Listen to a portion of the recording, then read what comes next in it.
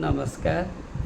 समस्ते अनेक समय अनुभव करिथिबे किपरि भावरे लोक माने निज निज काम करी महान होइछन्ति। जे निज काम लोभ को छाड़ी दे भगवान का ठारे निजको समर्पित न करी काम करी नहीं, सी केबे कल्याणर मार्गरे चली पारि नथिबो। लोभ मनीष को नष्ट कर दिए, कामना नष्ट कर दिए। तेणु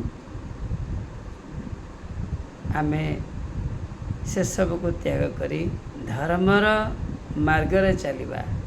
यहाँ ही होची बड़ बड़ आदर्शवादी लोक जे कि हितोपदेश लिखिछन्ति पंडित नारायण, तांकर भी यह विचार आउ अनेक लोकंकर भी यह विचार। तेणु उचित भाव में कहुई जे धर्मेण हीना पशु भी समाना। जो मान पाखे धर्म नहीं से माने पशु तुल्य। पशु कहीं कहगला ना, पशुर रेशनालीटी नहीं, विचार शक्ति नहीं, चिंता करिवार शक्ति, उचित अनुचित करिवार शक्ति पशु भितर नहीं। तेणु पशुर उदाहरण देइचन्ति। आमे खाऊचंती, पशु खाऊचंती, आमर वस्त्र अच्छी तांकर वस्त्र नहीं। आमे पानी पीउछु, से माने भी पानी पीउछंती। आमर संसार अच्छी तांकर भी संसार अच्छी। अनेक सन्यासी तांक भितर भी अनेक से भली जीवन यापन करुथिबे, आमे कहि परिबा नहीं। तेणु पशु गोटे एभली भावरे